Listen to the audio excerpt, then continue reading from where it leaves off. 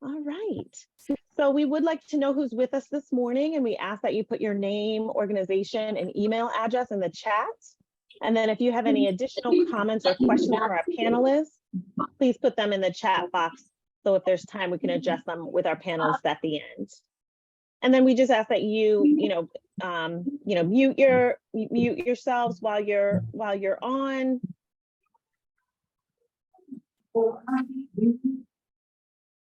And Stacy, it looks like we have 2 more panelists that have joined. So we're gonna add them to the spotlight. We have Malcolm and Representative Curry. And then I don't know if you guys mind, just like if you see some, if everybody can mute, and then if Nikki and Jennifer, if you can help mute folks as well, that would be helpful. I'm just going to read a few in the chat. I'm so happy to have so many of us with, so many people with us today. So we have a representation from behavioral consultant in Delaware County, residential services through Concern, Children's Hospital of Philadelphia, regional social worker, clerk of court, juvenile probation, mainline health, more probation, Congreso de Latinos, A Woman's Place, Atypically Amazing Children, Inc., and Thomas Jefferson University, BGRC. So great, so Holding Hands and Hearts, nursing, probation, Episcopal Community Services, A Woman's Place. So there's some great folks joining us today. I'm excited to have a wonderful discussion. All right, so now let's meet our distinguished panelists. Panelists, would you each briefly introduce yourselves when I say your name? And I will start with Representative Gina Curry. Good morning, everyone. My name is State Representative Gina H. Curry. I proudly represent the 164th District, which I see some of my constituents on the line, and that includes part of Upper Darby, Drexel Hill, which is in Upper Darby Township, East Lansdowne, and Milbourne. I'm so honored to be here again. Thank you, Jennifer, too, for the invitation, and looking forward to the conversation. Thank you so much. Our next panelist is Mr. Malcolm Yates. Good morning, everyone. And sorry for my tardiness. When technology works for you, it works, and when it doesn't, it does not. Again, my name is Malcolm Yates. I am from Delaware County, but I'm currently the Director of Government Relations for an organization called Public Health Management Corporation out of Philadelphia. We do a lot of work in the mental health, substance abuse, gun violence space, and I'm also a gun violence survivor myself. Pleasure to meet you. Thank you so much. Dr. Dorothy Johnson-Speight. See you. Yes. Good morning, everyone. Thank you for the opportunity to be here. I am Dr. Dorothy Johnson-Speight, and I'm founder and National Executive Director of an organization called Mothers in Charge. It's made up of mothers, grandmothers, aunts, and sisters who've lost sons, daughters, and loved ones to violence. We do a lot of work supporting families who've been impacted by violence, but also return when you type something. Oh, I see. Okay. But also working to address the issue of violence around prevention and intervention as well. Thank you for having me this morning. Thank you. Good to see you, Malcolm. Thank you so much, Dr. Johnson-Speight. Trooper Jessica Tobin. Hi, good morning, everyone. And I'm going to kind of piggyback on what everybody said. It's really nice and honored to be here. Thank you all for putting this together. It's a very important topic. So for me, my introduction, again, Trooper Jessica Tobin. I'm with the Pennsylvania State Police under the Office of Community Engagement. My area of responsibility falls under the Philadelphia, Delaware, and Montgomery counties area. And what our office does primarily is focusing with nonprofit groups. We focus with state representatives, senators in the governor's office, and trying to combat issues within the communities. So we partner, and also police chiefs of the local municipalities as well, to not necessarily take over, but to work hand in hand to try to find solutions and, you know, work towards problem solving of whatever the community sees fit. So again, thank you, and I'm looking forward to the discussion. Thank you so very much. And Miss Colleen Kennedy. Hi, everybody. I apologize if there's a lot of background noise here. It's apparently the 10-year anniversary of 5 Points Coffee, and they're having a little party downstairs. So my name is Colleen. I'm a resident of Upper Darby, a constituent of Rep. Curry, and I've been a longtime advocate for school safety and gun violence prevention, and I currently serve as the National Organizing Associate at an organization called Supermajority. We're a women-led, women and femme-focused organization, and I'm really excited to be here. Thank you so much. All right, so we are going to jump right into our questions, and I will just, ask my questions and go around the panel to have for your responses. All right, so our first question this morning is, how do you think gun violence impacts the mental and behavioral health of children and families? Is there someone who wants to start?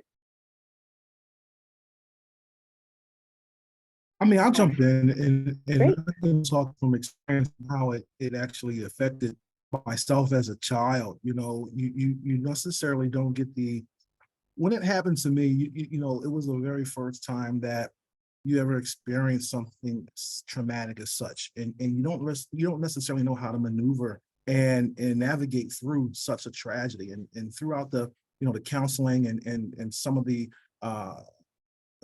just overall treatment that was going on, is sometimes it's not necessarily enough, because a lot of times counselors don't understand what it is to, one, go through gun violence, and secondly, be affected by gun violence. So not only does it affect the victims, but your family as well. And I feel like when it comes down to it, the entire family needs to be sat down. The entire family needs the treatment. The entire family needs to have some type of counseling, because it definitely ripples through the entire family. Like it's something that no one is excluded from. So it has a heavy impact on that. Absolutely. Thank you very much. Dr. Johnson-Speight? Sure. I agree with Malcolm. It is definitely a family affair. Oftentimes the attention is given to the adults, and adults will sometimes, wanting to protect children, I guess, to say, go on outside and play. We'll handle this. We'll take care of this. And I think that's a way oftentimes the parents want to protect children from the pain and grief of gun violence and loss. But that leaves them kind of without a voice and without a way to express some of, or get even any information and explanation, which is difficult to do because oftentimes we don't understand it ourselves. But yet we must have these conversations and allow conversations, if it's wanted, by the children, to be able to have a voice and be able to express their frustrations. And oftentimes when that doesn't happen, you will see other kinds of behaviors showing up, acting out in anger and frustration because they don't have a voice, or they don't have someone listening to them. The way to protect children and help with the healing is to be able to allow them to have an opportunity to express and get the professional counseling that's culturally sensitive to their needs as well. That is so important. Yes, thank you. Trooper? So in my experience in talking with different members of the community that unfortunately fell victim to gun violence, whether it was a friend, family member, loved one of some sort, the feedback that I received is fear, not knowing the next, step to take in the process, the feeling of, again, what Dr. Speight was saying, the sense of being unheard, and resources, kind of piggybacking on Malcolm. The media, does a rippling effect, a negative rippling effect on shedding a lot of spotlight on gun violence, which in turn and heightens that sense of fear that everybody feels, you know, not wanting to leave their house, not wanting to engage in any community related activities in fear of I'm next. So the work that needs to be done, in my opinion, is the efforts on non-profit communities, the efforts of the communities and the community leaders within, you know, the problem areas. And when I say problem areas, that's not just, you know, Delaware County or Philadelphia. This is everywhere, because it could happen in any place at any time, correct? So I think having this sit-down discussion such as this with the youth, young adults who are in the streets, who are living the life, and having their voices be heard in effort to address issues at the top, you know, to bring it to, you know, the state representative's office, to bring it to, you know, the governor's desk and put it there in effort to get change. Thank you. I think it's so important to understand all sides of it. You know, have we ever like sat down and spoken to these people about what's going on in their lives and why this is happening for them? Thank you. State Representative Curry? Yes, thank you. So when I heard Dr. Speight say, you know, about the children kind of being left to the side, but it's really happening to our children. And I think the question, if we want to just go back and focus on the impact of the mental and behavioral health, we're seeing complete levels of trauma on young students. Unfortunately, my community experienced a bit of it over the last year, and the anniversary of our first child who was murdered here in Upper Darby will be July 1. And so what I saw happening was a lot of capable adults gathering around, trying to figure out, what do we do? I mean, even my office, we were trying to figure out what's in place when there's an emergency.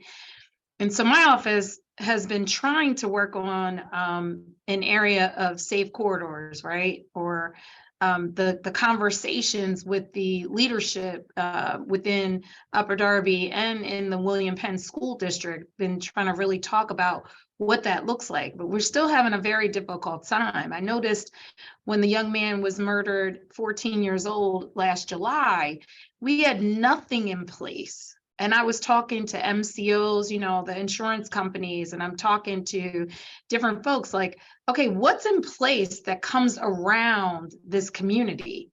Nothing. And every time I hear about a murder that happens in Philadelphia, my stomach cringes, because I know the same thing is happening. Nothing. So the impact, we want to talk about children and their behaviors in school. They're impacted heavily by what's going on in their environment, and we're not coming to them. Child Guidance, wonderful organization. They're trying to do the best that they can. We need to bring insurance companies together. We need to continue to put money into having, you know, I know we did this big thing with PCCD, like anti-violence, but I want to see the results. Like, what these organizations that got this money, what's happening with it now? Like, these are the questions that I have as a legislator as we go into budget season. It's great to give grants, but what are we doing? And I was questioning the mobile. Like, you can't, you know, our high school here, our superintendent, you know, oh, we're having crisis counselors on board. Well, our district is pretty big. Kids aren't going to leave the one neighborhood that it happened in to go to the high school. You have to bring the care to the children. You have to bring the care to that community, to those streets. And how we do it is a very big question. We don't have things in place to do that. I talked to CHOP. As a matter of fact, I'm on Children and Youth, and I've talked to some great doctors there who I need to do more follow-up with, and they talked about that very thing, having that mobile crisis come to areas as soon as children are murdered or somebody in a child's family is murdered, because you're not even going to be able to educate children. The impact is far too wide. And our children are pushing this down and they're becoming resilient to seeing children killed, to having family members killed or people that they know. It's a call to action today. And we really have to like follow up on these things because we're seeing it's happening every day, unfortunately. We don't even, I'll just share with you really quickly. I happen to be in a situation right now where I'm in the hospital a lot, and the ICU is a place where the trauma care where I am. And I'm seeing there's no social worker in the ICU for trauma patients that come in. So I'm just saying it's a holistic approach. We can't just try to do it in one place and not have it all the way around. Thank you so much. There's so many important things that you said there.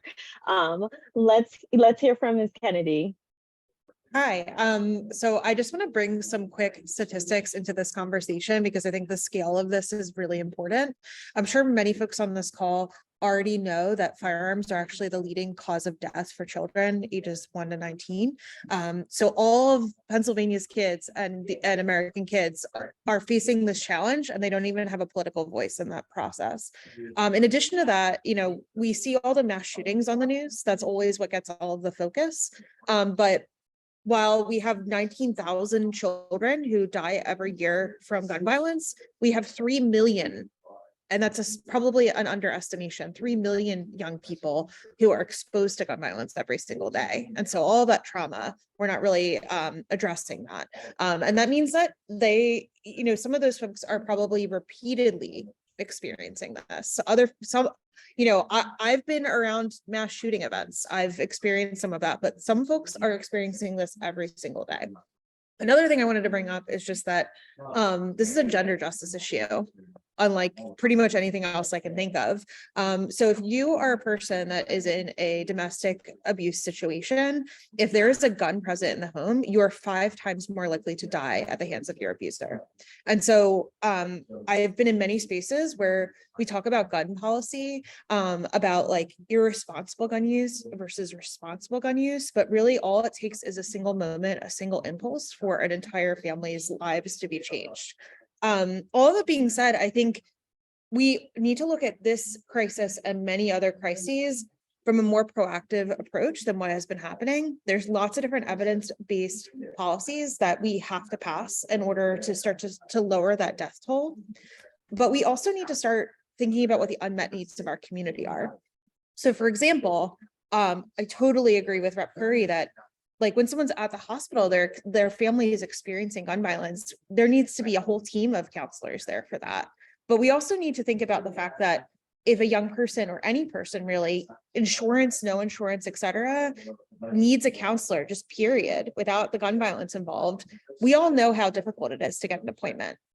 And we're Pennsylvania, so we are the state where they developed the children's health insurance program. So I think the more political imagination we have, and the more urgently we treat this and talk about whether it's mental health care, whether it's after school programs, whether it's investments directly back into communities, we need to start working on that so that at the tail end of the problem, as this violence is happening, we're not just thinking of incarceration as the only solution that's available. Because frankly, if incarceration and a lot of these other policies were effective solutions, we would have the least amount of gun violence in America and not the most amount of gun violence.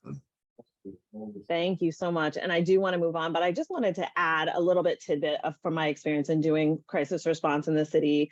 I just think that it's important to note that there's like 2 places where we need to support students. There are students who are really struggling and need services, clinical, formal mental health services, but we're all impacted by gun violence. And it is difficult to hold that for adults.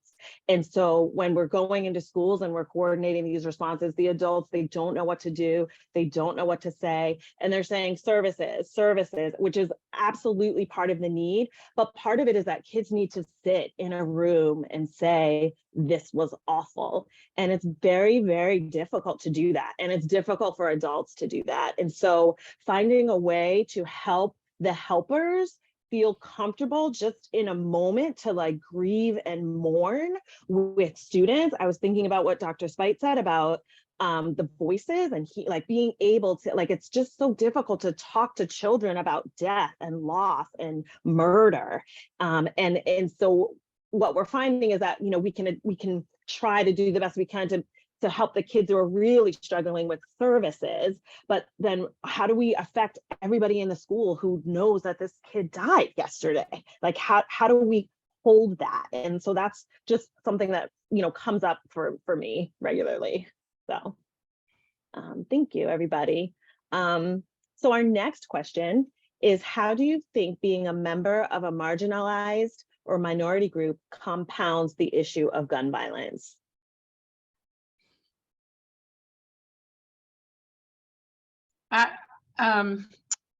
So I think. Sorry, Dr. Curry. Yep. Yeah. State Representative Curry, go ahead. Thank you. I think that, you know, when the way the question is posed, marginalized, I'm just going to say Black and brown communities, because that's what we're seeing, where I had a school board director say to me yesterday in my districts, because now both of my districts are considering putting armed guards in, you know, different measures to try to help the situation with as many times that the police have to come up to the school for guns that are being found and things of that nature.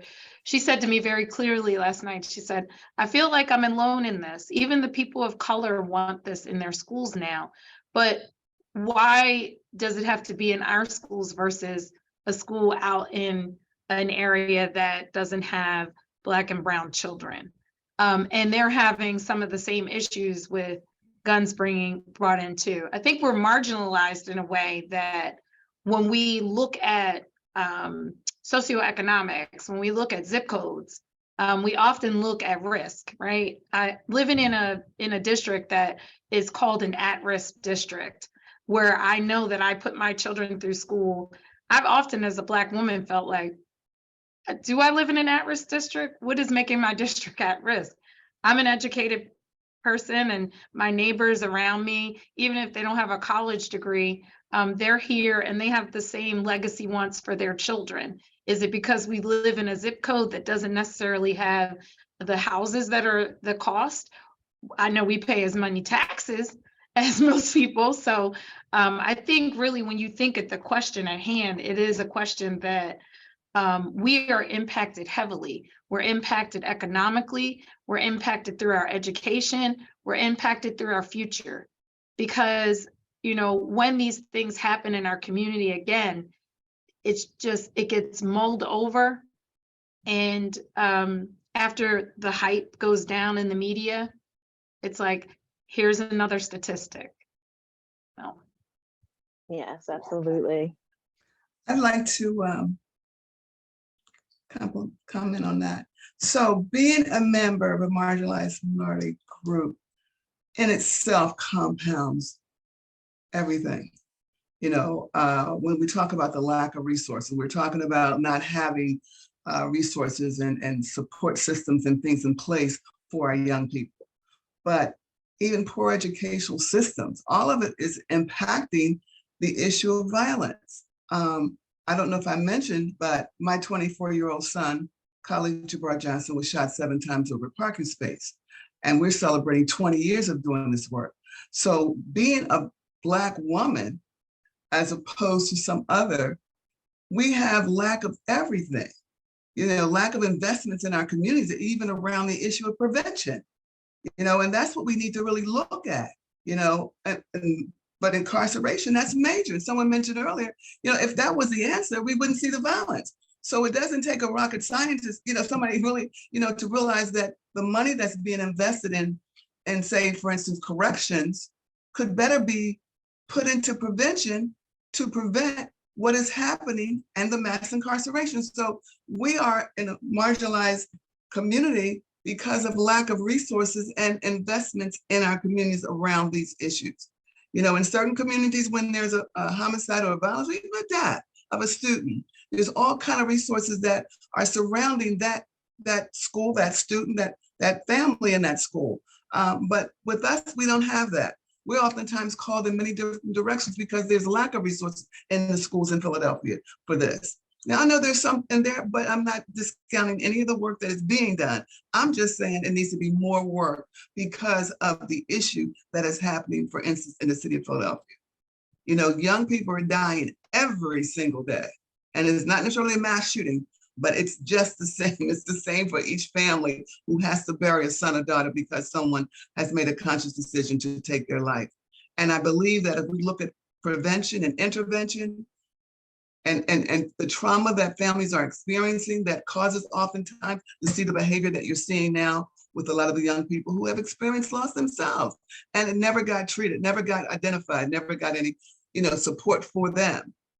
And so we know that hurt people hurt.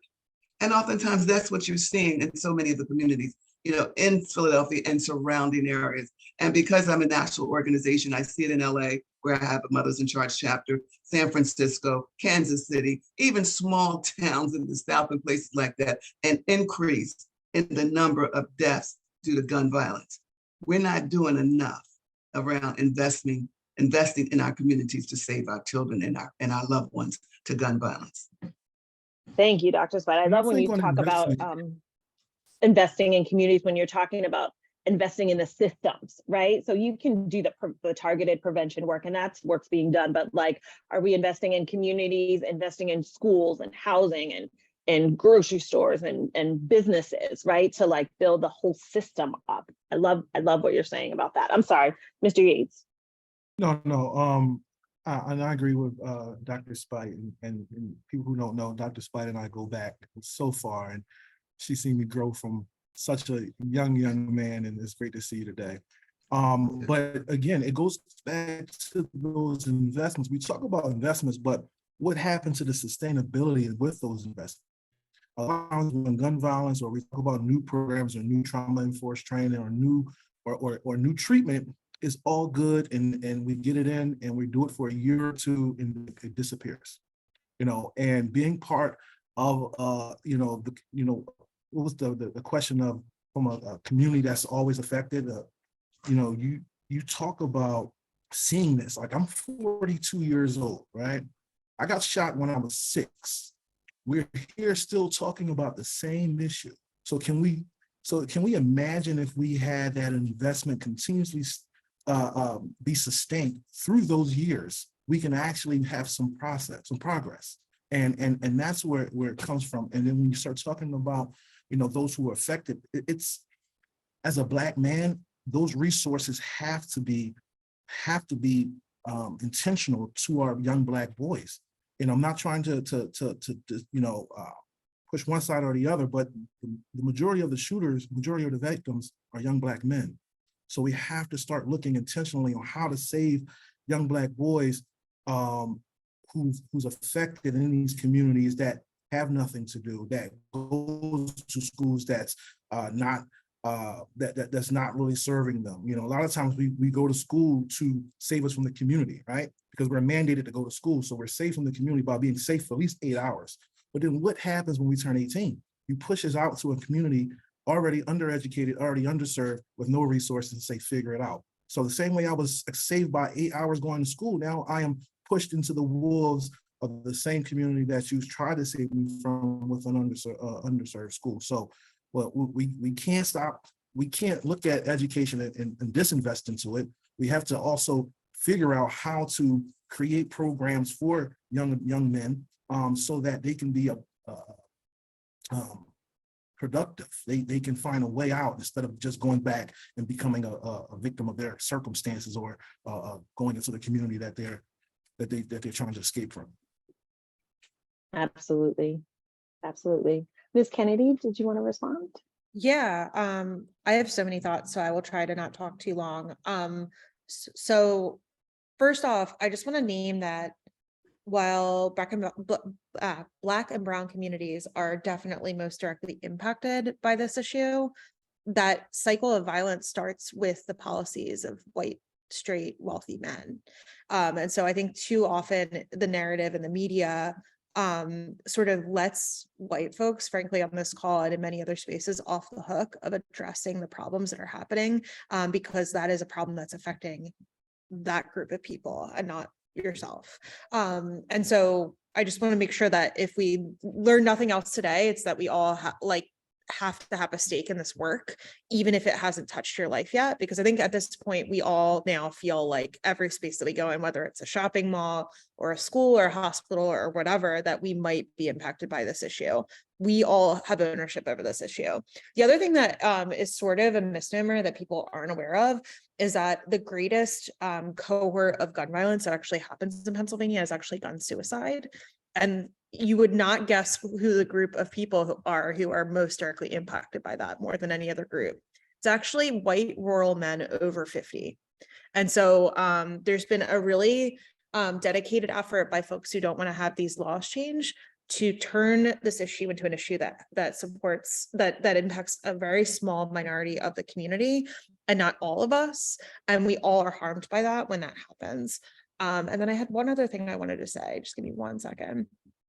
And then, about the question of minority communities, I think there's a lot of other non-traditional groups that we don't think about when we think about this question. So disabled people are much more likely to experience sexual violence and violence in general than many other groups. LGBTQ people are much more likely to experience violence than other groups. And people of color across the gamut are much more likely to experience violence, largely due to all the hatred that's being spewed in our country. We have a domestic terrorism problem in our country, and it's worth being named. We talk about gun violence in a very specific way, and it's very insidious. Thank you. That's really important information that you're sharing with us. Trooper Tobin? Yes, so my gears are turning as I'm listening to everybody speak, because this particular question I think can take up the entire course of this panel discussion, because again, I want to base my response off the experiences I've had with young adults, and I think it stems from a place of, or a sense of normalcy when we talk about minority population and gun violence, where it's not deemed as like a sense of shock or oh my God, this happened in my community. It's just like, oh, it's another death. It's another gun violence statistic. Like it's becoming a way of life, and in some certain people that I speak with, it brings this sense of anger, and it kind of stems back to what Dr. Speight was talking about in lack of resources, because now you have the haves versus the have-nots. And now a lot of other crime is stewing out as a result of it, right? Because you see, your sub-zip code, like Representative Curry was talking about, that, to them, it's like sunshines and roses, right? Because there's all these after school programs and these awesome sports activities and this sense of camaraderie amongst the community. And then you just move over, 5-6 miles, and then it's just like it's the complete opposite of that. And then now, in addition to gun violence, we have increased theft, we have increased burglaries, we have this slew of violence in addition to the gun violence that's happening in that area. And now you have this lack of equality.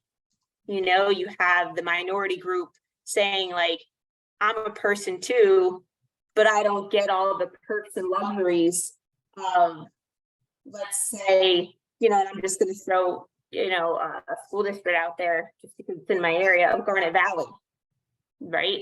As opposed to, Upper Chichester.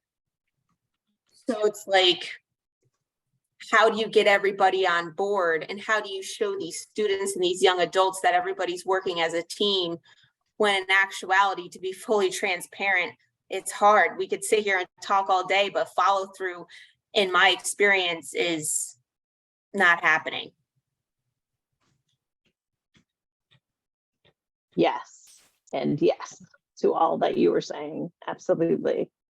This is so important. I wish we could have a day-long discussion of all of the things that we're doing and come up with to-do lists and action items and all of that. So it's really important. I'm glad that we're all discussing this today. All right. So in your role, what do you do to address the issue of gun violence? Ms. Kennedy, can we start with you? Sure. So I work for an organization that is multi-issue in nature. So this is not the only issue that I work on. But at Supermajority, we have something called the majority rules, and I'm going to butcher them. But I will drop a link after I get done talking so folks can check them out. But it's basically our lives are safe, our bodies are respected, our work is valued, our families are supported, and our government represents us. And that sort of sums up all the things that if people had that in their lives would be so much better. But as the National Organizing Associate, I help to mobilize women all across the country to not only vote in elections, but also, especially during this 2023 year, step into their own power. So whether you're someone who feels like they're an activist and has lots of experience, or you're someone who's completely new to the political process, we hold a bunch of different national virtual spaces where people can learn how to tell their story, they can learn how to mobilize their community, and they can take well-researched calls to action to heart and take action for congressional laws and laws in their state. And thankfully, Supermajority is very active in Pennsylvania.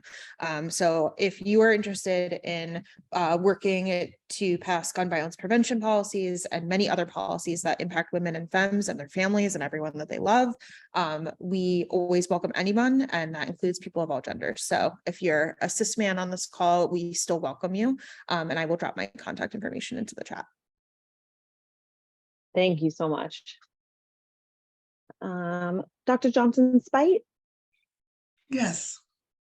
So we do a lot of different things, to be honest with you. Initially, when we started the Mothers in Charge organization, it was to support families who have been impacted by violence, to kind of walk with them, hold their hand on the journey of healing.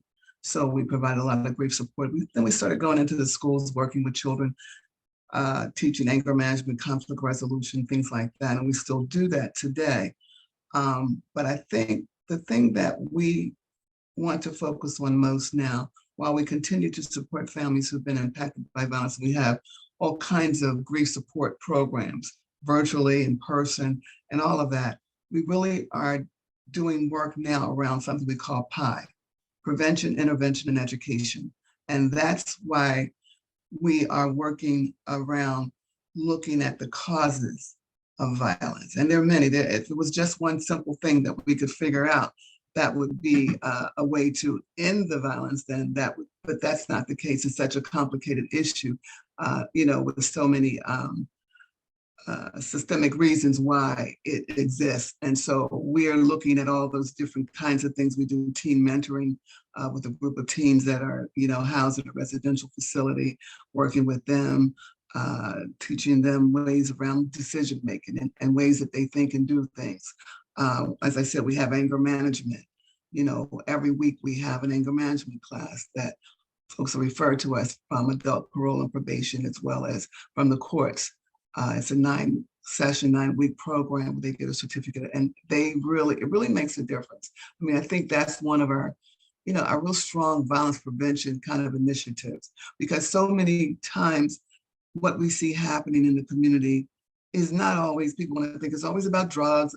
Sometimes it's about anger, people not being able to manage their behavior, also, out of control with their own anger and their own issues that have impacted them, and they're acting out on that. So teaching them how to manage those feelings and those emotions is real important, and a real step in, what we do around violence prevention.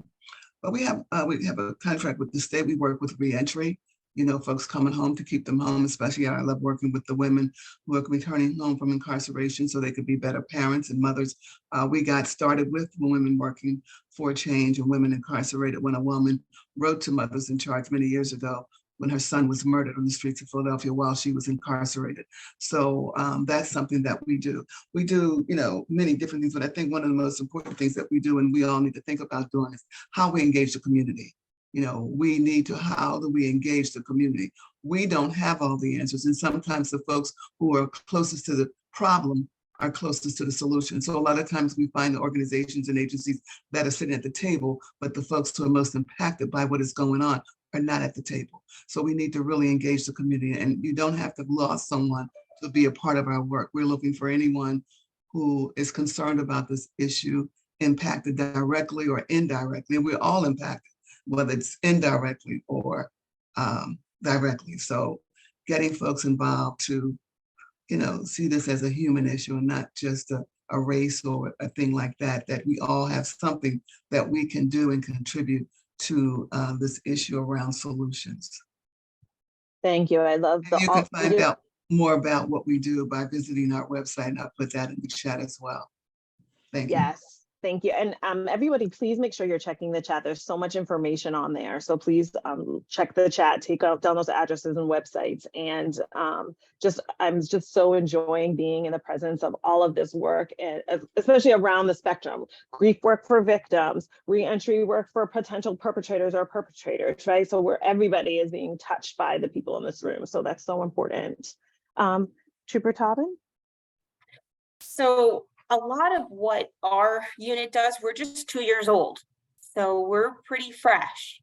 And with that being said, a lot of our roles and responsibilities are still being molded. But right here at the forefront as we speak is, like I said to you during introduction, is working with the community leaders. So whoever they may be, they can be church officials, they can be school educators, social workers, again, all the way up to and including, police chiefs and state representatives and senators. And then again, we work directly under Governor Shapiro. So he fortunately is very heavily involved in our unit and what we are doing, and which is great because we do have the support of him. But in saying that, the work that I'm predominantly focusing on, because remember, Delaware County, Philadelphia, Montgomery County are my areas of responsibility. So I am working with different state representatives in hosting panel discussions such as this, however, targeting young adults, targeting families of victims of gun violence, to hear directly from them on what they want to see to change, and recommendations and suggestions of law enforcement, right? Because we don't have all the answers, but I feel a lot of the issues and the outrage comes from the lack of being heard. So I feel so far that has been very beneficial. However, again, somebody had mentioned it before, I think it was you, Dr. Speight, where I'm having an issue targeting the people that need to be at that table. A lot of the concerned individuals that are partaking in these events, whether it's community events or panel discussions such as these are people that want to be a part of change and want to be a part of good. And it's hard to actually get that target audience that's directly being affected. So that's my challenge at this time. But I will say I've personally had full cooperation of the Philadelphia Police Districts, and working with them to try to combat the issue, and also offering programs. I mean, the goal for me is, let's address the elephant in the room.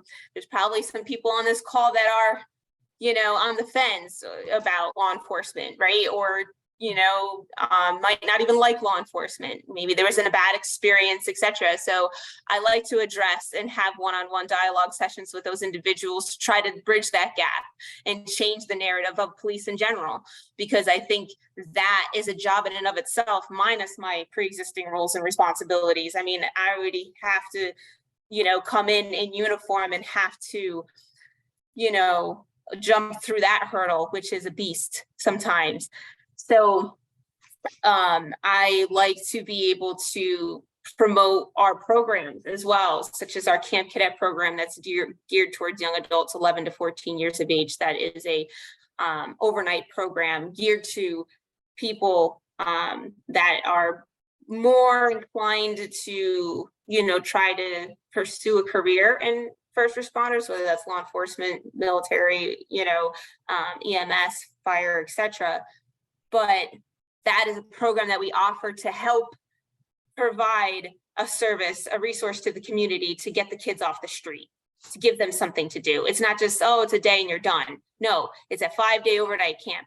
It is, a source where individuals can come learn about us, not in a negative interaction, but a positive interaction. You know, I run Sunny Day Camp for our population that suffers from, access and functional needs disabilities. So it gives them the opportunity to spend time with law enforcement as well and get an opportunity to learn about us and provide services for them, such as premise alert, which I'll get into and I'll put in the chat later for those of you that are interested. You know, our internship programs that we have, our Bigs and Blue programs. I mean, a lot of this stuff, maybe some of you've heard, but maybe some of you haven't heard. And my goal is to push that out there. So as, when we talk about the underserved communities, a way for them to get into these programs for free. Camp Cadet, I mean, yes, it's a $65 registration fee, but I work with people to waive that depending on, their circumstances. But again, $65 for a week-long overnight camp, and we work with big businesses to be able to help sponsor these programs such as this. So I could go on, but I will not take up more time because I know we have a lot to get through, but I will put my information in the chat, and please feel free to use this and pick my brain, and I would love to work with you guys moving forward. That's amazing. I love that you can go on and on about all of the wonderful things that you're doing. I think it's wonderful. Mr. Yates? So what I've been doing is, like I've been doing for the last 35 years, is speaking to students, families, schools about, not being a victim of your circumstance and how to not only change the narrative of being a victim, but being a survivor and an advocate, showing that there's a way out.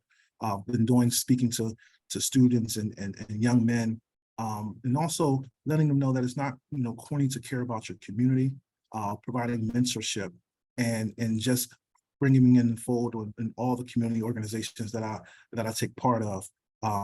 Currently in my role with PHMC, what we do is we act as a convener between the government facility, the government organizations, and the nonprofits that's on the ground, to act as a fiduciary, to provide resources, back and support, also mental health and behavioral health resources to those organizations on the ground, specifically around gun violence. We currently are working with the Attorney General's Office of Pennsylvania to provide those resources to those who signs up for us. And that's generally it right now.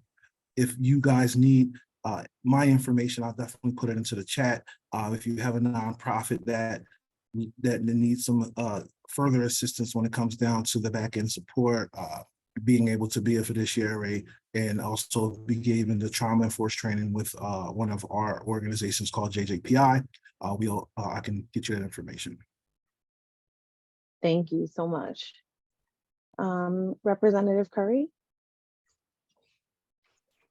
Thank you. I think one of the biggest things that I'm doing right now in my role is making sure that in my caucus, we are pushing forward our gun bill package that we've been working desperately hard to get through since I've been a legislator for about the past 16 months and way before me. We have an opportunity now as the majority caucus to really make some things happen. Last week, we passed 2 bills. We know we had some difficulties with the others, but one of the ones that I really am backing, which I'm co-sponsored on all 4 in the package, the biggest one for me is the safe storage. We know that with safe storage, Representative Derisha Parker for long guns, and the safe storage with Representative Warren Perry, we are trying to make sure that guns are safely stored. I know the incidences that happened right here in my district was because children were able to get guns right in their own homes. In the districts where children were, in the communities where children were killed. And I remember we had a hero who was killed in Drexel Hill. He had previously saved the lives of 3 children on a frozen pond, or the creek, Darby Creek, the year before. And just that next month, he was killed in February of this year. In March, he was to be congressionally awarded for his heroism, for being brave. And he came to a basement. I always talk about the basements. He came to a basement to hang out and was shot and killed. Safe storage. I believe we need to be able to understand that these bills are sensible. They're the right thing to do. And we know under Representative Parker's, I think 1.7 million children have been victimized over the years with that safe storage not being a thing. Why can't we make it law? So my role and responsibility as a lawmaker is to not only support these efforts, but to make sure folks in the community know what these efforts are about, why they're so important, to help people to feel at ease with the fact that we're not trying to take your guns. We're not trying to take your Second Amendment right. We're trying to help people to be educated about guns and to be educated about what this means for the safety and the protection of all families. People are victimized every day. And so we want to put an end to that here in the Commonwealth, but across this nation. We have people, I talk to people all the time, and like, I don't know if I feel safe to live in the United States anymore, where there's folks that are banging the door down to get here. So we really have a lot of work to do. And I feel like it's on the ground with grassroots education, as Dr. Johnson-Speight and Malcolm Yates have been doing for years, and Colleen Kennedy, and even Trooper Tobin. Like, these are real players in the game, where we need more educators. Ceasefire is out there working, Moms on Demand, like all these groups that come up, you know, and it's endless. The stories are endless. The tragedies are endless. And we really have to get smart about getting out of our own feelings and really understanding that you could be the next target. No one is safe. I remember one of my girlfriends saying to me, you know, I'm an Xer, a Gen Xer, but my daughter is a Gen Z. She's 13. She said, when you're letting your daughter go and spend the night at someone's house or even hang out there, are you asking the right questions? And I said, what do you mean? She was like, oh no, you need to ask, do you own a firearm, and where is it? And is it safely stored? And is that a decision that I'm going to be able to, am I going to be courageous enough to a new parent to say, hey, I care enough about my daughter and yours to be able to ask those questions? We don't have those public announcements out. Remember, the Gen Zs know, the Gen Xers know tons of public announcements. We need those type of public announcements to come out on media, because we're not even asking those questions. We're just letting our kids go to these basements. I keep saying basements because that's where I'm hearing a lot of it happen. These basements, while parents are not there, they're upstairs, they're outside. And then the next thing we hear is a pop and someone's gone. So, you know, it's really about the education. It is about getting those bills passed, but the education is critically important across all of these communities. Thank you so much. I just want to name the remarkable people in this panel today, from, you know, children before they're even, you know, starting with violence, and maybe with the cadets program, to mentoring, you know, people who are actively involved in providing services for those children and families, to advocating, you know, statewide, nationwide. There's so much work being done, and that just heartens my heart that we have all of these ideas and we're doing all of these things. And I know that there's so much more to be done. I do have one more question, and it's an important one for child guidance, but I do know we're running across time. So whoever can stay and participate, please do, but we do understand if we do run out of time that you have busy schedules. So our last question for today, which is really close to my heart, and I think a lot of people here, is what can behavioral health organizations like Child Guidance do to address the issue of gun violence? I don't know if anyone wants to start. I can go. So first off, I just want to lift up, and Rep. Curry got into this a little bit in her last question, but 2 bills actually just passed in the House. We have a House majority that is fighting for gun violence prevention. Those 2 bills are extreme risk protection orders and background checks. Those bills are not law yet. We now need to pass them in the Senate, and it's going to be a much bigger hurdle to do that. So I would challenge any practitioners on this call, especially Child Guidance, to put out statements in support of these bills. These are very, very reasonable pieces of legislation that have widespread support, including among responsible gun owners. I think the other thing that I would just ask is that anyone who has institutional power in the space should be really advocating for their services to be provided at the beginning of the cycle of violence and not just at the end. So right here in Delaware County right now, there's a big conversation, and we all have lots of different opinions about it, about a juvenile detention center being rebuilt in Delaware County. And I won't get into what all of our opinions are on that. But ultimately, there are a lot of services that are being talked about to be provided at that facility, but we do not have a human right that is ratified and protected in Delaware County for young people to seek counseling. I had insurance all growing up. My mom was a single mother with a union job, and we had insurance. And I can count on one hand the amount of times that I was able to actually go talk to a professional counselor. And we know that there are lots of people in our community who don't even have health insurance. The waiting lists are obscene, and you all know that better than anybody. And so I would encourage Child Guidance and many other organizations and practitioners to publicly speak out about the need for county investments and state investments so that this is a mandated right for every single child. Thank you so much. Colleen, can you please put those two bills in the chat and maybe where people, like if they want to put statements out, like what they need to do? That would be wonderful. Thank you so much. Trooper Tobin? So this thing, what I'm about to say, I believe would hit home for a lot of the individuals that I deal with, and it's offering parental courses. I know it sounds very simplistic, but there's just a lot of young people in my experience that have children and just don't know how to properly raise them. And I think when families are already in the system, where they've had a negative experience with law enforcement or they've gotten arrested themselves, are teaching forms of disrespect in dealing with the law.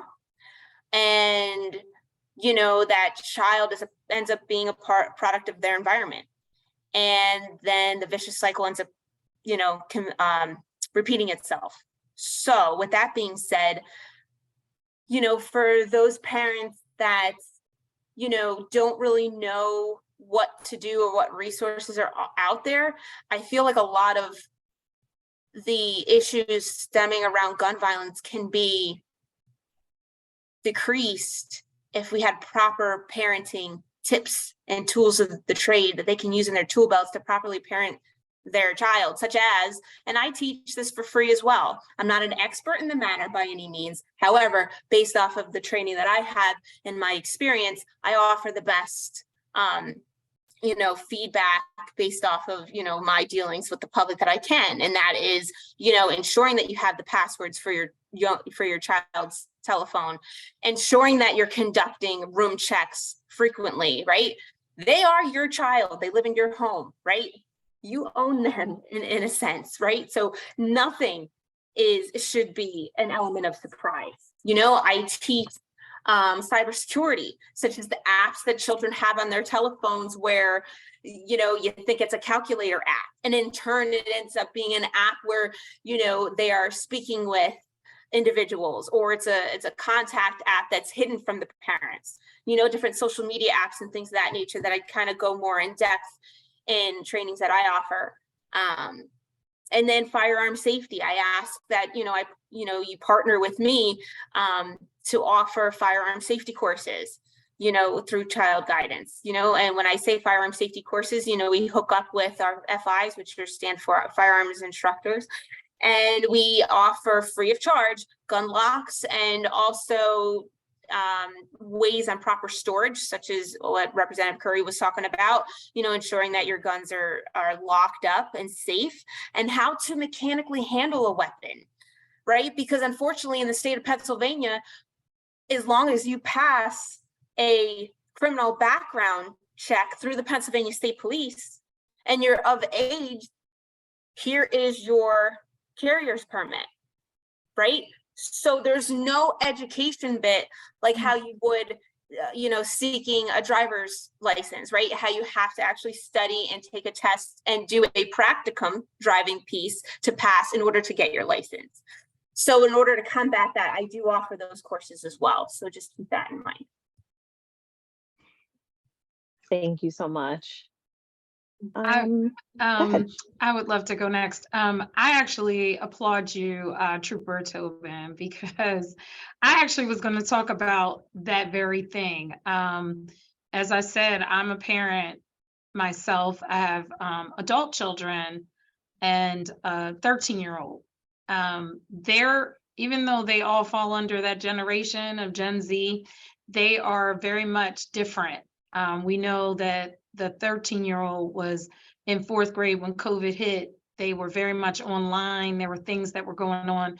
So as you said, we own our children, which is, we chuckled. I saw Malcolm chuckle too. Like, we were raised by that group of parents that always reminded us that we were owned by them. And I think we've gotten away from that. But those of us who are on the line who know that age group, we very much have fear of our parents, which was a respectful fear, right? And so everything that you said is dead on. I think, you know, child guidance is doing an amazing job. We know that having a panel like this today and having these discussions is absolutely 100. I think they go to a lot of resource. I think I saw Jerry on the line earlier, you know, a lot of resource programs, but those things that, you know, all those efforts really need to be put into some type of policy with school boards, in communities. You know, I'm such a grassroots person that, you know, we have to bring the community back in. You know, it's not about placing blame on anyone, but we do have to take accountability. And so part of that, all the work that Dr. Johnson-Speight has done, she knows pulling the community into these conversations and actually having them to be accountable is where we really have to be. And so, you know, I know people get tired of discussions, but until we really have action, which means policies in those school codes and policies that can be, you know, supported without, you know, exacerbating the underfunded mandates, we really have to think of these things that can be placed into the place where our children are educated the most. And then I'm going to go to the faith-based organizations. You know, I know a lot of people are like, faith-based, but when you get into the faith-based organizations, they're the ones that they have the children's churches. I was a teacher for many years. They have youth groups, you know, families that have their children connected to these spaces.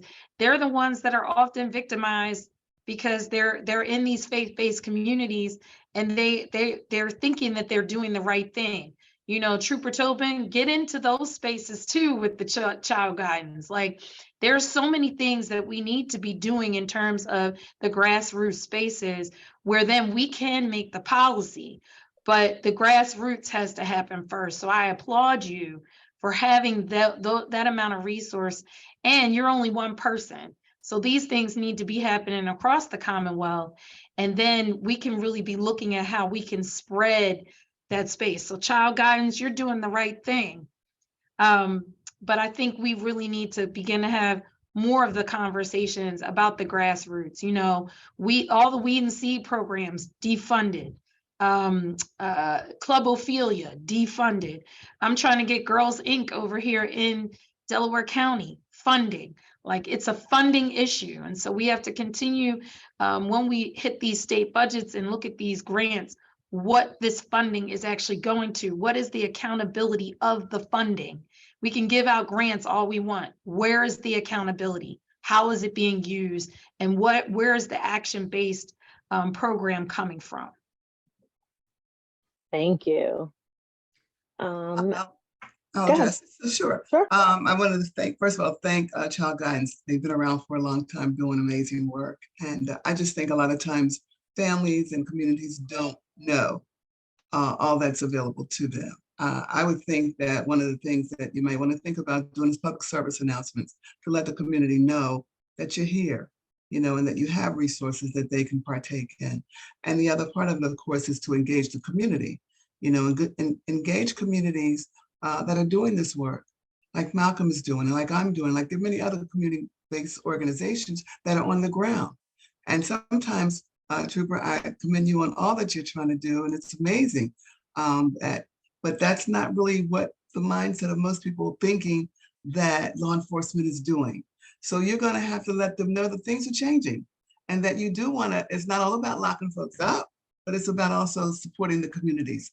And so sometimes maybe connecting with organizations that are doing the work, they become your credible messenger. You may not be able to reach a community because they may have had a certain kind of experience that wasn't the best experience with law enforcement. So they may be somewhat resistant, but if you're partnering with organizations that have the credibility and have been doing the work on the ground and have shown what they've done over the years, that gives you credibility into the communities that you want to reach. To have an overnight camp, for children, I don't think, I'm going to look into it. I have folks that I know could benefit from that and would be appreciative of that. But you got to also, I think, social media campaign is really where we need to go.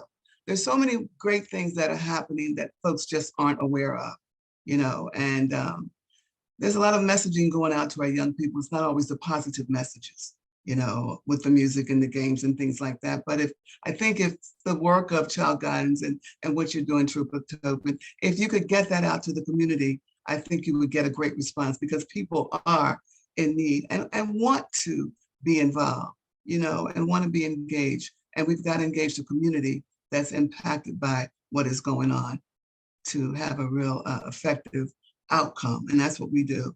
We want to see people come to us, not because they've also lost a child, but that's important because that's the work we do. But we want folks who don't want to lose a child to be a part of what we're doing and work with us as well. And that's what we're seeing now when we're getting community groups coming in to partner with us, but also individuals in the community that are tired of what's going on and want to make a difference. Thank you so much. I love this idea of getting out to the community, but also market on the Gen Z level, use the social media, use what they're using, speak their language. I love it, love it, love it. Absolutely. Child Guidance Resource Center's DEI Council and I would like to thank our wonderful panelists and all of you for being with us today. We hold quarterly discussions like this on various topics related to children, mental health, and diversity, equity, inclusion. So we hope you will join us again in the future. Thank you so much, panelists. It has been amazing to be a part of this discussion today. It's such important work that you and all of us are doing. And I just want to let you know that I am encouraged and I want to encourage others to keep moving forward and marching on and taking these discussion topics and the things we learned today and really putting that in all of our work. So thank you so much. Thank you so very much. Take care. Bye-bye. Take care. Thank you.